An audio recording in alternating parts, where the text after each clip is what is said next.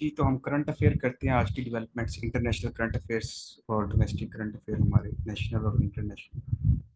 तो आज की डेवलपमेंट है जी, Mount Adams Washington largest volcano.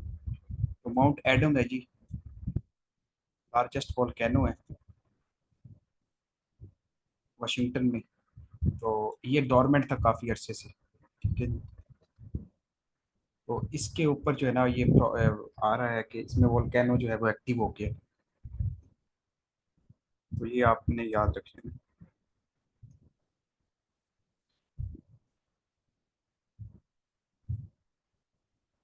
American trap, US approves sale of offensive weapons to Saudi Arabia. तो अमेरिका ने ना डील की है किंगडम ऑफ सऊदी अरब और यूएई, इन दोनों अरब कंट्रीज के साथ। ये जीसीसी के मेंबर है ना जी। जीसीसी का मतलब है गल्फ कॉपरेशन काउंसिल, उसको हेड करता है Saudi Arabia. GCC, Oman, Bahrain, Kuwait. तो ये जीसीसी जो है, ये शिया सुन्नी डोमिनेटेड आइडियोलॉजी पे कंट्रीज जो हैं उनका एक ग्रुप है। तो यूएसए जो है, इसने एग्रीमेंट किया है, बल्कि $2.2 बिलियन की जो है ना वो वेपन्स यूएई को और केएसए को, किंगडम ऑफ सऊदी अरब को देगा। नोम चॉम्स्की कहते हैं ना कि America is the greatest terrorist. तो ये खुद ही जो है ना वेपन्स, सबसे बड़ी वेपन इंडस्ट्री जो है वो यूएसए की है, और वो किंगडम ऑफ सऊदी अरब उससे बहुत ज़्यादा डील कर, बिकॉज उस सऊदी अरब को अपनी सिक्योरिटी का खतरा है। तो 21st सेंचुरी में जो है ना, फर्स्ट सेंचुरी में एक कंसेप्ट है सिक्योरिटी फर्स्ट। इंटरनेशनल रिलेशन में भी आप पढ़ते हैं ना, सिक्योरिटी फर्स्ट का कंसेप्ट है। और उसका मतलब है बैरी बुजन का कंसेप्ट है कि सिक्योरिटी फर्स्ट। देखिए, आप किसी चीज़ की सिक्योरिटी करेंगे तो आपके पास चीज़ें होंगी ना सारी।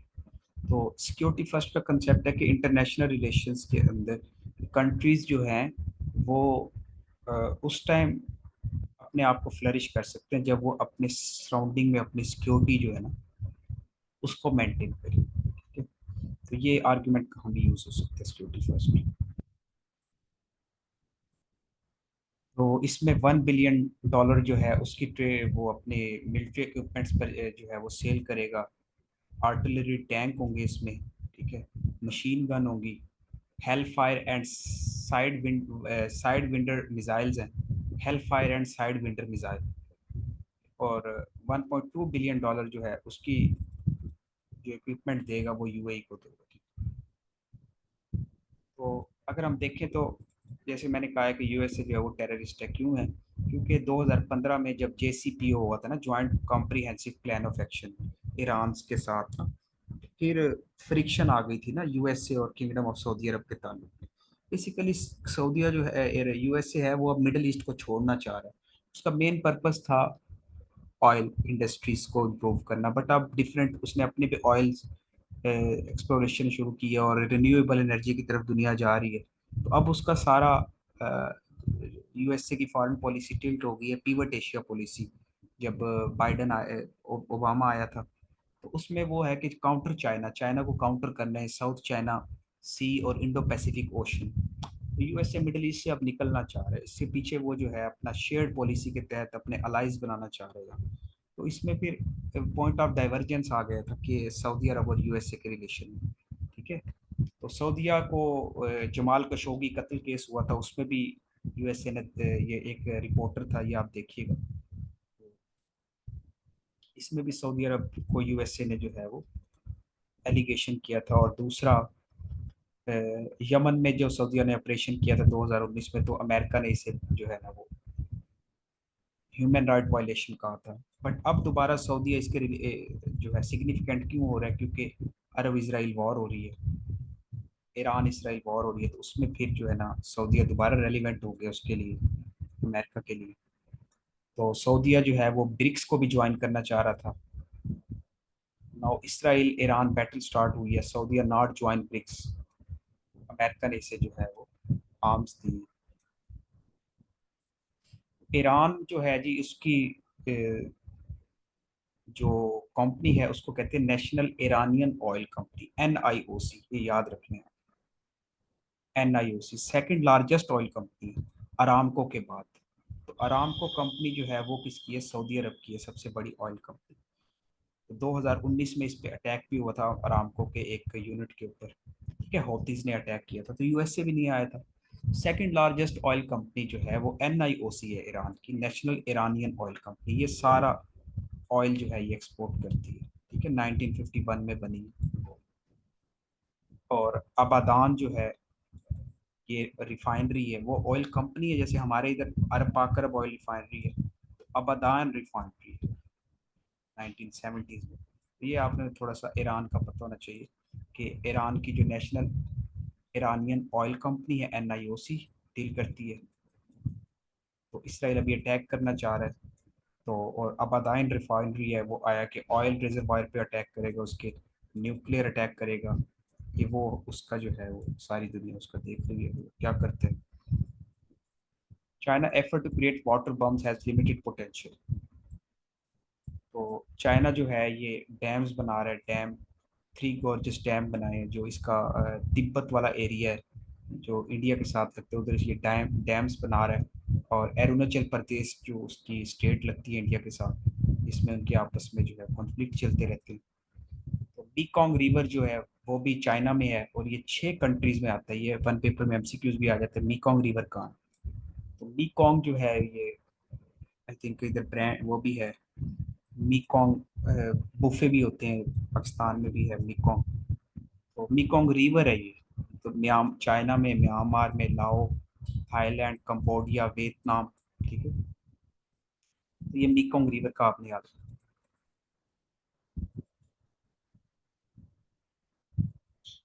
ईरान का जो फॉरेन मिनिस्टर है वो हौतीस से मिला है यमन के अंदर, और उसको सारा ईरानियन फॉरेन मिनिस्टर जो है आपको पता है कि वो कतर भी गया था।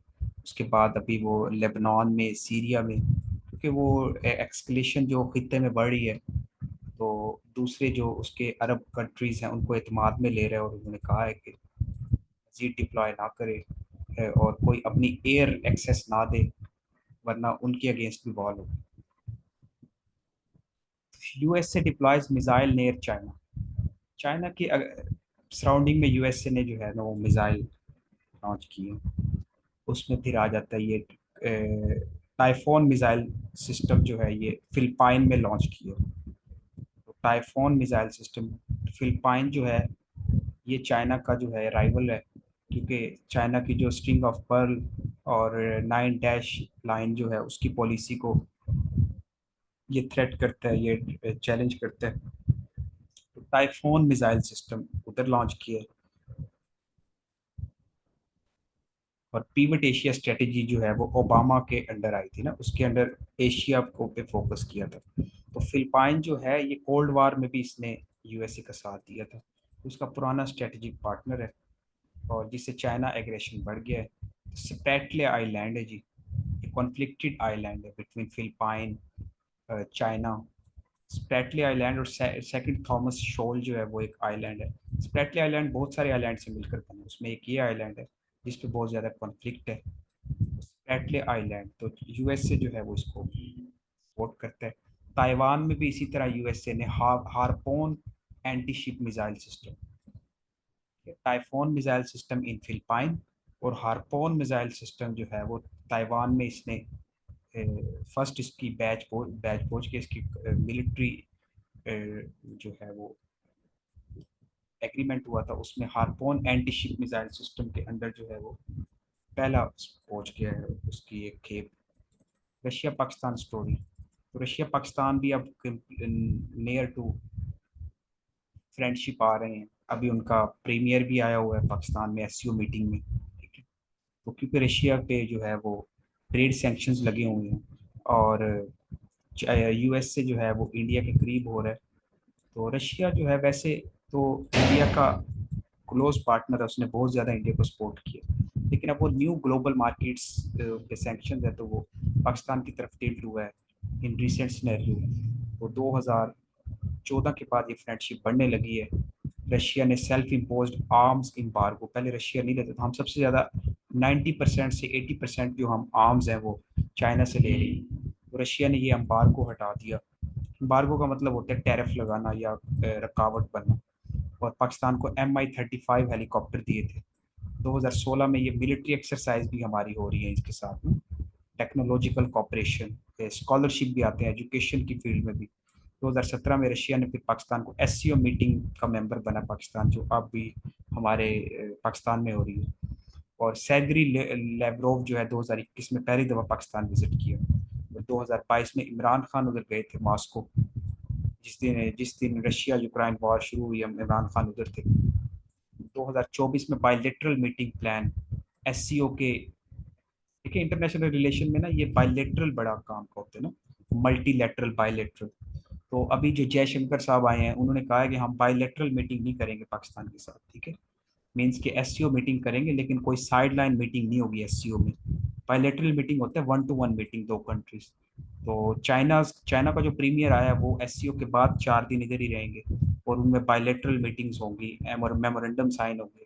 फिर गवादर एयरपोर्ट लॉन्च किया है, ठीक है। तो इंडिया ने जो है वो, इसकी एक वजह ये भी है कि रशिया पाकिस्तान के करीब क्यों आ रहा है, क्योंकि इंडिया ने अब परचेज करना शुरू कर दिया मिलिट्री डिफेंस अपने USA और फ्रांस से ना, सबमरीन लिया फ्रांस से। और राफेल मिसाइल सिस्टम, सबमरीन। तो इंडिया का जो है वो टिल्ट इस तरफ नहीं हुआ, तो फिर रशिया ने न्यू मार्केट ढूंढ ली। 69% 2012 में था और 46% 2019 में। China and Pak all weather friendship.